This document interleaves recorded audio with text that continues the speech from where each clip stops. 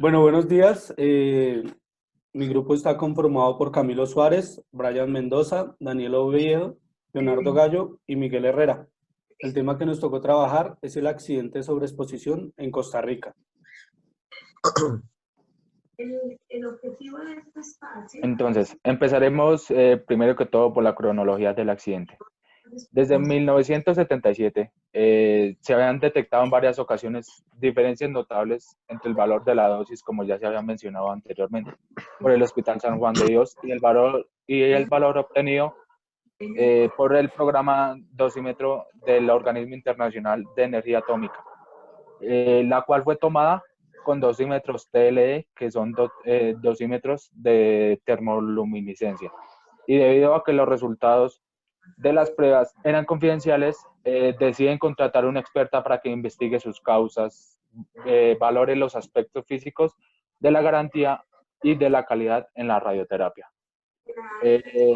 Por consiguiente, al accidente radiológico que afectó a 115 pacientes sometidos a tratamientos por radioterapia, por consiguiente, el error se descubrió el 27 de septiembre y en este mismo día se procede a detener la máquina.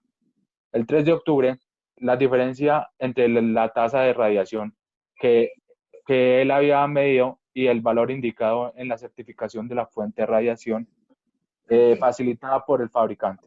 El ministerio ordenó inmediatamente que cesara el funcionamiento de la unidad y abrió una investigación. Varios meses después, el accidente encargado de dosimetría presentó a la sección de radiaciones ionizantes una solicitud para que se registrara como físico radiológico. Entre los documentos que se presentó, este efecto no constataba ningún título académico, el radiólogo, solo que había participado en cursillos de formación y había tenido varias becas.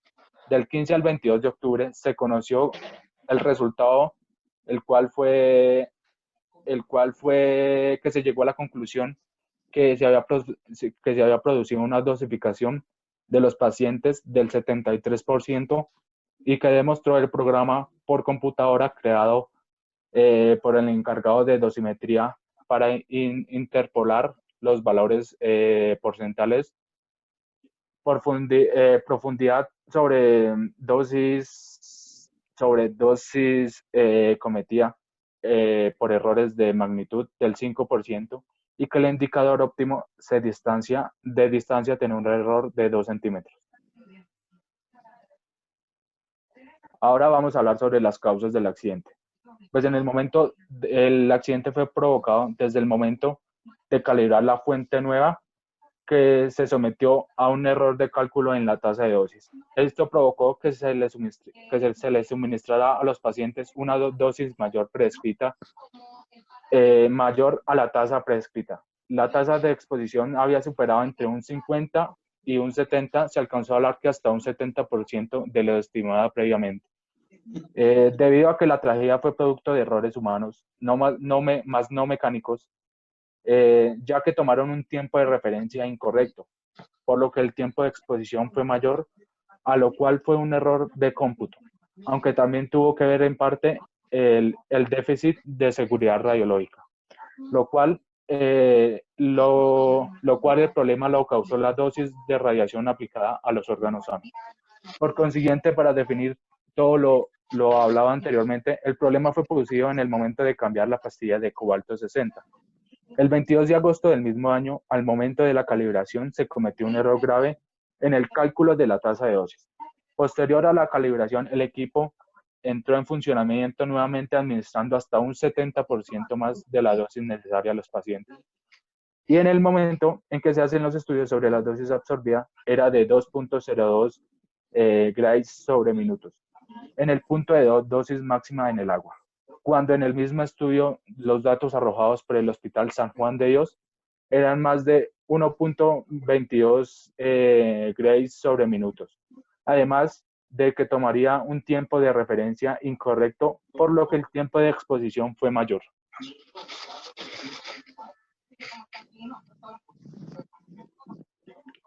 Bueno, para hablar del del equipo involucrado, pues primero tenemos que conocer el equipo actual que se usa en tratamientos de radioterapia.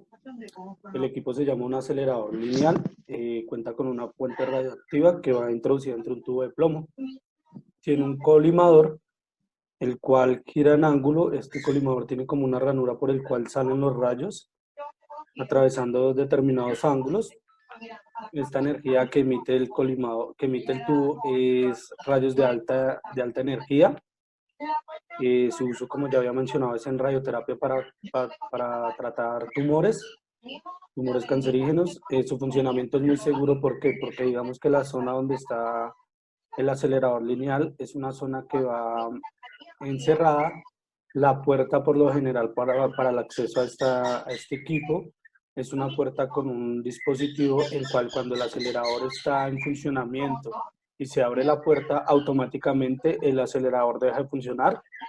La intensidad, digamos, de los rayos X es modulada, gracias a que, pues, digamos, el tratamiento es como hacer un arco alrededor del paciente, emitiendo rayos para tratar el tumor, y esto permite que las zonas adyacentes al tumor o los órganos adyacentes al tumor pues no se vean sobreexpuestos a la radiación, sino que se combata pues en gran parte solo el tumor y no los demás órganos. El equipo involucrado en el accidente se llamaba una bomba de cobalto 60, la cual pues contaba con una fuente de radiación, como ya se dice, pues de un elemento isótopo del cobalto, que era el cobalto 60. Digamos que al momento del accidente, cuando se realizaron los estudios, se encontraron que los parámetros geométricos estaban dentro del rango, es decir, que los ángulos de radiación y todo este tipo de cosas, la camilla, el arco, todo se encontraba en buena disposición en cuanto a ángulos de radiación. La camilla sí se encontró deteriorada luego del accidente. Se hizo la solicitud, se hizo la observación y tuvo un posterior cambio en el año 1997. También se encontró una fuga de corriente eléctrica entre el cabezal y de radiación y la camilla. Digamos que esto sí fue como una alerta, porque pues estaba fugando corriente entre esta zona. Como ya había mencionado mi compañero, pues digamos que lo que sí le pasó a este equipo fue que tuvo una mala calibración en la dosis emitida para irradiar. También hay que hablar un poco, digamos, del estado de la sala de radiación. Digamos que así a simples rasgos, pues lo primero que se encontró fue las luces que van situadas en la entrada de la sala. Cuando la fuente está desconectada o no conectada, funcionaban. La luz verde se encontró averiada, las luces rojas estaban en buen funcionamiento, pero digamos que su tamaño y su visibilidad debían de ser mayores según la norma, es decir, eran muy pequeñas para lo que exige la norma. El interruptor automático de la puerta, pues digamos que estaba funcionando bien. La alarma acústica se activaba en el momento en que la puerta era abierta, pues digamos que el aparato dejaba de funcionar, y digamos que pues esto no generaba ningún peligro. Sin embargo, pues se les aconsejó en su momento, luego del accidente, colocar una señal conectada a un monitor de radiación al final del laberinto.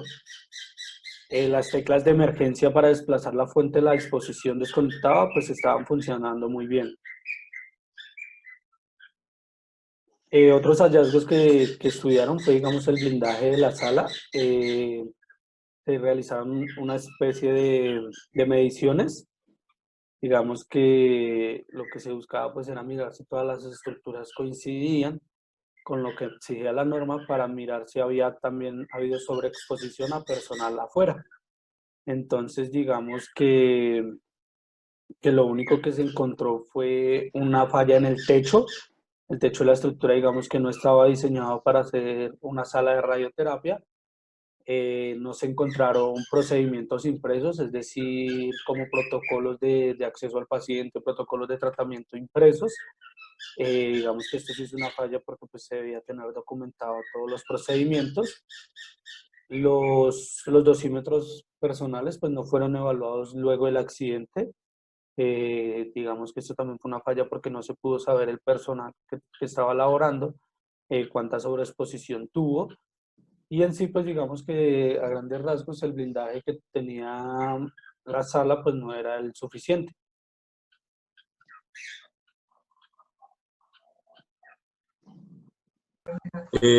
Después ya lo resumió mi compañero, vamos a hablar de las consecuencias que hubo en los pacientes. Las consecuencias principales en los pacientes podemos ver que fueron zonas focalizadas donde hay permanente alopecia, pacientes que sufrieron necrosis cerebral debido a la exposición que tuvieron. Podemos también ver que los pacientes que fueron focalizados en el área del abdomen por diferentes, ya sea tumores o cánceres que tenían, sufrieron de quemaduras y pigmentación profunda en la piel. Esto causó diarrea con sangre persistente y una obstrucción intestinal, causando también en los pacientes anemia. Estos pacientes que se están mostrando acá fueron unos que se escogieron, pero en realidad cada paciente sufrió una patología diferente, pero pues todos estuvieron sobreexpuestos debido a que la máquina se encontraba mal calibrada. También podemos ver que en algunos pacientes hubo úlceras severas tipo grado 3, eran de esas irreparables. Casi el 80% de los pacientes sufrió esta úlcera, es decir, que todos los pacientes que tenían esto ya era de forma irreparable, no podía realizarse nada para poderlos ayudar. Hubo gente que, pacientes de los que fueron sobreexpuestos, los tenían focalizados en los pies, en las manos. Hubo niños que también los ayudaban para hacer su radioterapia normal, pero entonces estos niños también sufrieron úlceras externas e internas.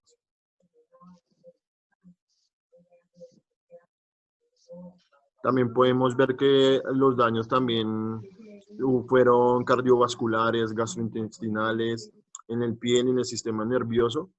En los pacientes que no se vieron inmediatamente las patologías, fueron con el tiempo que se fueron demostrando ya a lo largo del tiempo, que ya sufrían de diferentes patologías, como ya era el daño cardiovascular, gastrointestinal y las diferentes cosas que ya tenían.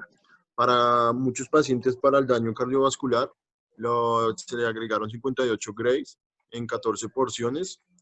Entonces, eso quiere decir que la máquina estaba descalibrada, como estaban hablando mis compañeros, irradiándole de una forma que no era la correcta, causando las diferentes patologías ya mencionadas. Aquí describimos en esta diapositiva toda la irradiación que fue incorrecta y es debido a que se crearon las diferentes patologías ya mencionadas. Como por ejemplo también hubo niños que se les irradiaba como si fuera una persona adulta, pues ya podemos ver como les mostré la úlcera y los diferentes daños en el sistema nervioso.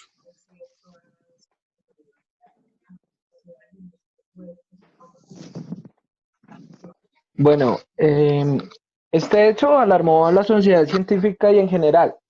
Medios de comunicación, televisión, radio y prensa hablaron de esta investigación.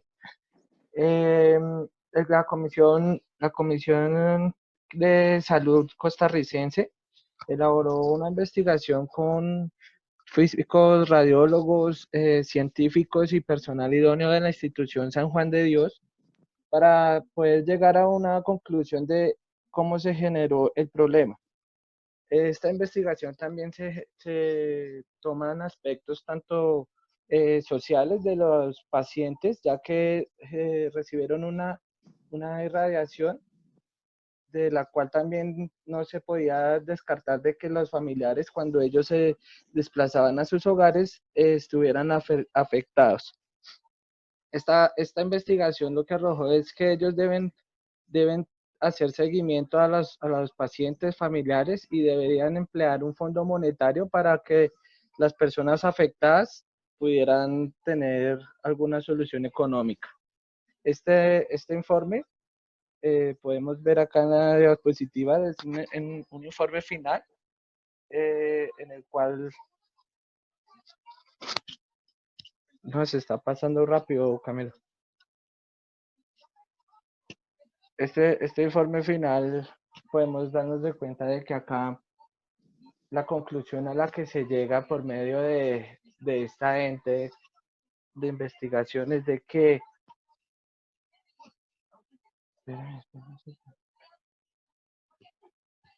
es que lo que podemos ver a nivel de la investigación es de que no se hallaron sino simplemente una causa de que fue mal calibrada el equipo, pero acá no se pone en la investigación arroja de que también no hubo ninguna seguimiento para protocolo en cuanto a poder en funcionamiento del equipo. Ya en lo siguiente, el nivel periodístico, ya se puede ver que acá en la primera portada que publicó el diario La Nación, se abarca más un nivel social, más un nivel científico. Acá se habla en este artículo sobre las repercusiones que tuvieron los pacientes, más no se habla sobre una educación a este tipo de eventos que pueden ocurrir.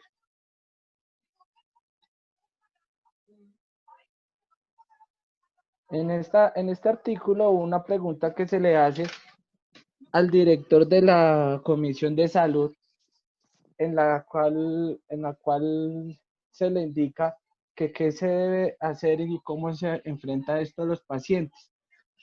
En ese artículo, él dice que lo único que ellos pueden hacer es dar bonificaciones económicas a los afectados y tratar de darles una mejor condición social, porque este es un hospital público, de los cuales siempre van personas de bajos recursos, pero en sí no dan una solución concreta a este caso, ya que es irreversible. En los siguientes años, a nivel periodístico, también los diarios La Nación, diarios La República y medios internacionales siguen tocando el tema, pero llegan a la misma conclusión, de que no les van a poder solucionar nada, ya que los daños tanto al paciente como a la familia, porque en el artículo de 1997, del 4 de febrero, se da de cuenta de que no solo afectó al paciente, sino a todo su núcleo familiar. La Universidad Costarricense, a sus 80 años de fundada, realiza varias investigaciones respecto al caso. La primera conclusión que se llega en esta investigación es de que el problema de los tecnólogos fue el no revisar y hacer pruebas antes de efectuar los exámenes. Se llega a la segunda conclusión de que no siguen los medios prescritos por el médico que ordena dicho estudio. También se llega en una tercera conclusión, que son las más importantes, de que se tiene que tomar como ejemplo este caso. Se tiene que manejar más como a nivel educativo y no a nivel amarillista, como lo están manejando diversos medios, tanto nacionales como internacionales.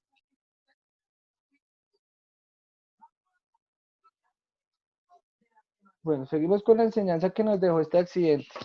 Para poder dar una enseñanza de este accidente, tenemos que partir primero de las causas que lo generan. En los medios periodísticos de investigaciones, se habla de que no solo fue la mala calibración, sino el mal manejo del equipo también, al no hacer pruebas antes de realizarse el examen. Esto nos da una opción y condiciones de que el manejo que se le presenta en esta institución no fueron las adecuadas. A raíz de esto se puede también expresar de forma concreta que se aprende de los errores en este accidente. El problema de esto es que ya se afectaron muchas vidas, ya que no solo fue el paciente, sino su núcleo familiar. Hay un caso en especial de la paciente, de su nombre es María Antonia Cáceres, de la cual ella le hicieron 2 radioterapias y en su familia se vieron afectados hasta su tercera generación. Entonces, en este caso, no se puede hacer ya nada. No podemos decir de que se puede sacar algo positivo, ya que no fue, es un hecho muy lamentable. En conclusiones, sí, esta enseñanza deja de que en este accidente todos como profesionales podemos cometer errores, pero la idea de esto es poderlos implementar como enseñanza para que en futuras ocasiones no se vuelva a repetir. Bueno, por último vamos a hablar de los factores de riesgo en los cuales se ven por qué pudo ocurrir este accidente. El primero es la visita e inspección en los meses anteriores a lo ocurrido, donde se evidencian muchas falencias por parte del hospital en cuestión. Además de esto, el servicio de radioterapia del Hospital San Juan de Dios no notificó al ministerio del cambio de fuente radiactiva ni la entrada en operación de la máquina, como debió haberlo hecho desde un principio. Además, varios meses atrás se venía hablando por parte de los pacientes un maltrato por parte del personal médico y asistencial que los atendía en este sitio. Aparte de esto, faltaba el nombramiento a una persona especializada para la protección radiológica, que es algo muy importante en estos temas de radiación. Pasando a sus efectos legales, el primero que fue una investigación sobre las denuncias realizadas por pacientes del Hospital San Juan de Dios sobre la falta de atención médica correcta, tratamiento inapropiado a la hora de las atenciones. En los archivos que se encontraron sobre este tema, muchos de los pacientes decían que se les daba un maltrato, que el lenguaje no era el adecuado con el que los trataban a la hora de ir a sus sesiones. Como segunda instancia, la comisión encargada de investigar a funcionarios del hospital, puesto que se comenzó a creer que muchos de ellos ya sabían lo que estaba pasando y ninguno quiso decir nada. Entonces empezó una investigación para determinar las consecuencias y qué tanto estaban implicados estas personas. El hospital debía hacerse cargo de los gastos requeridos por los pacientes que se vieron afectados en cuanto a hospitalización, tratamiento y transportes. Como ya sabemos, no, todos los pacientes fueron llevados a distintas clínicas donde a cada uno se le dio un manejo específico, el cual fue detallado en la historia clínica de cada paciente. El hospital debe vigilar y fiscalizar la forma en la que se atienden los pacientes a la hora de recibir un servicio. Aparte, también deben que cumplir el reglamento de las disposiciones establecidas sobre la protección contra la radiación ionizante, número 20037-S de marzo de 1994, puesto que también la unidad de braquioterapia se cerró por falta de estas normativas, puesto que se estaban saltando algunos protocolos y demás. El Ministerio de Salud debía participar con la Caja Costarricense de Seguro Social en la prevención de cáncer y el mejoramiento de la calidad de atención radiológica que ofrecían en el momento en el país, para dar un mejor tratamiento y mejores expectativas sobre la vida de los mismos pacientes. También podemos ver que el Estado tenía una responsabilidad junto con el hospital, puesto que la ley determina que el Estado se le reconoce una personalidad plena y única a partir de la Revolución Francesa, que elimina el principio de irresponsabilidad del soberano y transforma al Estado en responsable de sus actos y ante quien se pueda oponer derechos y libertades públicas. Eso también, este decreto lo que quiere decir es que el Estado tenía que hacerse cargo también con el Hospital San Juan de Dios, puesto que ellos también estaban implicados en este accidente radiológico. Y finalmente llegamos al final de esta presentación. Muchísimas gracias por su atención